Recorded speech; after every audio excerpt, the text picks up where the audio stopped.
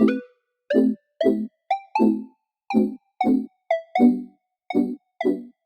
friends, welcome to Sojo Videos. My name is Joan, and in the spirit of the holidays, today I'll be showing you guys how to make some DIY holiday gifts and cards.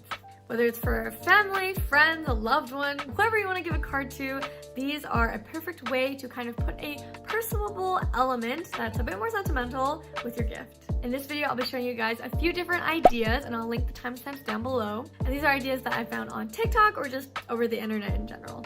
I feel like especially for TikTok, a lot of the tutorials go really fast, and I'll be trying my best to give a very thorough, kind of slowed down tutorial so you guys don't have to stress over those TikTok versions. Materials will also be linked down below. Let me know if you guys try any of them, which one you liked, and with that, let's get on with the video. So this folded heart note will be the first thing I cover in this video. You can either make it the size I do, or you can actually make it a smaller size. You just follow the same steps, just with a smaller piece of paper. So I'm first going to grab some origami paper, which does have a white backside as well. It just helps with keeping track of folding. We're also going to need some scissors, a ruler, and we can get started. So we're going to measure out around 30 to 32 centimeters by 8 centimeters and then cut that piece out. Ideally, since we are folding, you do want your lines to be as straight as possible, so I'm just going to straighten out my lines with an X-Acto knife and a ruler. Now once we have our piece of paper, we can get started on folding. So we're first going to start off by folding in half lengthwise. Make sure to line up both ends with each other just to make sure that you are folding right down the middle. So pressing down on the fold, making sure that you do leave a crease when you unfold it. Our next step is going to be bringing in both ends of the paper towards that middle crease. Once we folded both ends in together, we're then going to take the ends once again and then fold them to line up with the middle. And just like the last fold, we're going to do it to both sides and make sure that you crease. And now unfolding it, we can see that the creases have made some indentations and marks all across the paper, and that should be about the same size. Now at the third crease, counting from the right, we're going to take the left end and fold it to that crease. Make sure to press down and fold accordingly. And so as you can see, this fold makes a crease in the middle of the uncreased section from before. And then for the next step, we're going to look for the next crease in the paper and then kind of fold it backwards the other way. And looking at it from the top, that just makes a kind of zigzag shape. So making sure it's creased properly, we're going to keep it folded and line up the right side of the paper to where our left side is folded right now. And just like we did with the left side, we're going to look for the crease and then fold the paper back. Once you're done both folds, it should look like this from the top and bottom. And the next step is dog-earing our corners. Now these creases that we've made are actually markers to show how far we need to fold. And so we're just going to fold in each corner within the rectangle that we have in the middle. And try your best to make sure that the triangles lined up with the straight crease marks, as that will give you your best result. Now once we're done, that comes a bit more of a trickier part. We're going to basically unfold that triangle and flatten it as I'm doing here, and we're going to do that to both sides. So I found it easier to kind of just unfold the triangle we just made and then pull the paper downwards. And then just slowly creasing and pressing on the paper until it flattens out. Once again, we're going to do that to both sides.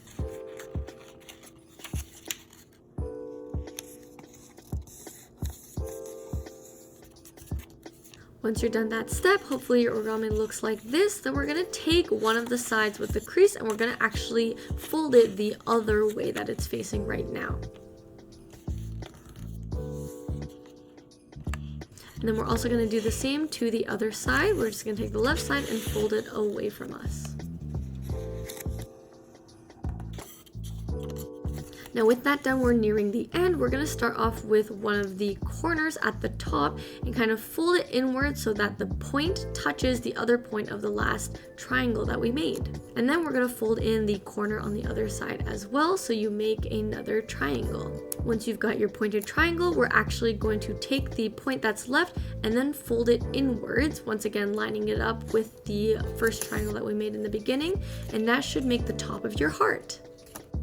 And last but not least, just to finish off that side, we're going to take the bottom corner and now fold it all the way to where it touches the white part, and that makes the bottom of your heart. By this point, flipping it over, you should be able to notice the heart shape, and we're going to do the same thing to the other side. And now we're on to our last step. So as you can see, we have our heart shapes, but we do have that middle piece that doesn't really fold properly if we want to put the heart together. So the idea is that we're going to take one side and fold so that the start and end of the white pieces kind of touch together. So as you can see here, I'm just folding it inward so that the middle of the white lines up with where it starts on the side of the heart, and just folding it as best as I can here. And then I'm going to take just the heart piece and fold it back the other way. And then we're going to do the exact same to the other side. So once again, lining up the white pieces, folding that, and then folding back the heart piece on that side as well. With that, you're basically done. If you realize the hearts don't really line up nicely, you can kind of re-crease and refold the step that we just did. But that's basically how you make the heart note.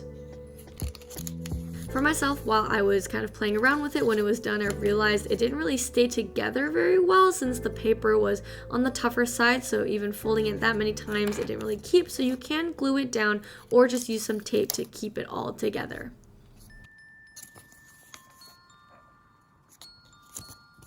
But yeah, that's basically it for the heart note. You can write whatever lovely messages you want on the inside and send it off to that special person.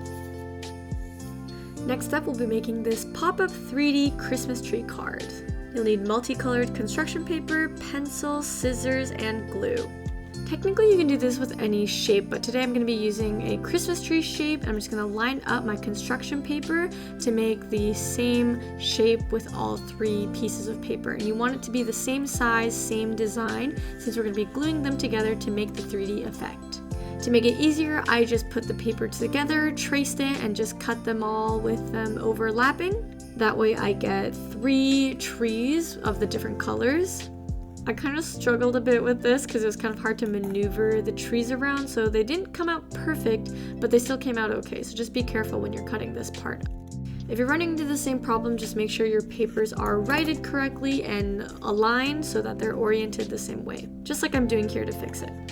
And with that, you're going to have a few Christmas trees to use, but we do need more than just these 3. But we're going to actually need to have 5 in total. So I'm just going to trace out the same shape onto the construction paper and cut out more copies. You're basically going to have 1 of one color and 2 of the other 2 colors. The color that only has 1 tree is going to be the one that shows up in the middle, and the rest of the colors will be on the sides. So once I'm done cutting out my trees, I'm going to be folding them in half, just like I'm doing here. So this is where you can see if you did a good job drawing. You want the 2 sides to be as symmetrical as you can make them to be. To make this a bit easier, you could also just fold your construction paper before you even trace and cut, and then cut it along the folded parts of the paper so that it's already folded and symmetrical. But I didn't think about that when I did this, so I just cut it as is, and thankfully they turned out okay. So once you folded all of your trees, we're going to take the one that we're going to put in the middle and put glue on both sides of the tree. And then take the trees with the colors that we want next to it and glue it onto the sides. But you only want 1 tree on one side, just like I'm doing here, and then the other tree on the other side. And try to make sure that you line up the trees so that the leaves are kind of just placed side by side with not too much sticking out on one side. An easier way to kind of think about how we're gluing this all together is just basically having the folded trees glued together side by side. Now once you've glued that, we're going to put glue on both sides of the folded trees on the outside, and then put on our other trees of the other color. And with that, you can already get a sneak peek of what the final result is going to look like. Make sure your leaves are also glued together nicely so that it doesn't fall off on your card. And then finally, we're going to glue the last tree on the other side. And with that, you've made your 3D pop-up tree. And last but not least, I do have to get my actual card, so I'm just using this cardstock that I have right here, folding it in half, and I'm going to put the tree right on the front.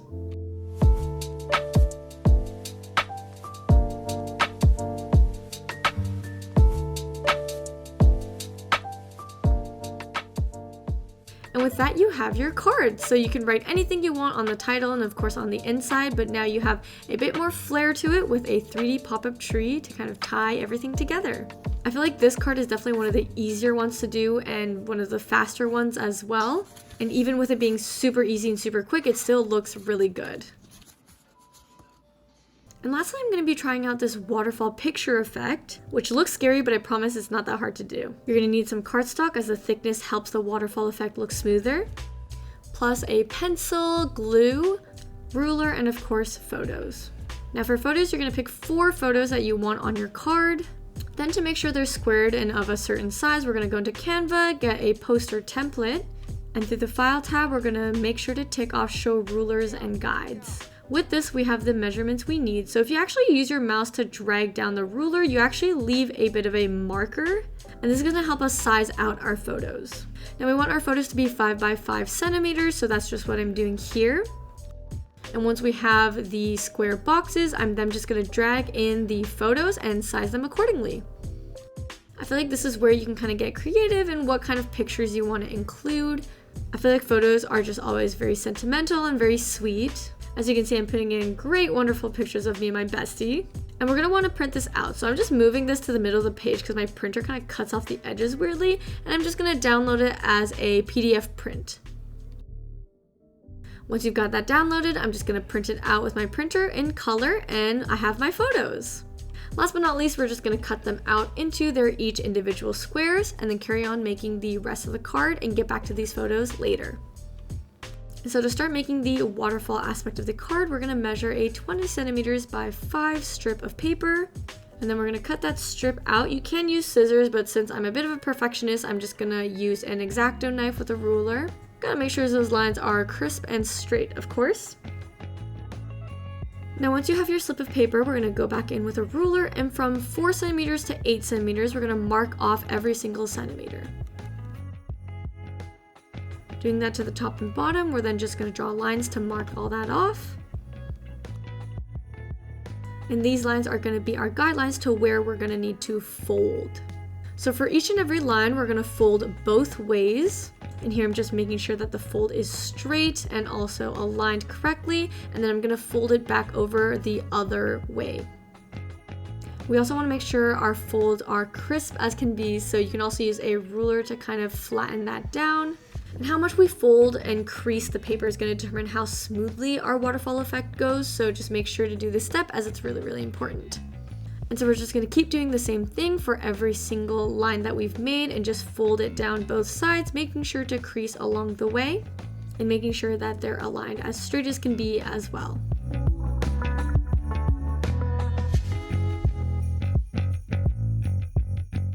Once the lines are folded, you should be able to make them into this kind of zigzag accordion shape both ways with the fold. We're then going to put our paper down and only glue on the segments that are folded. So the 4 segments separated by the lines. And these segments are where we're going to attach our photos. So making sure our longer side of the paper is facing upwards, we're going to glue our photos down and just make sure that they're only glued to the segments that we folded. We're going to do that for all the segments for each photo.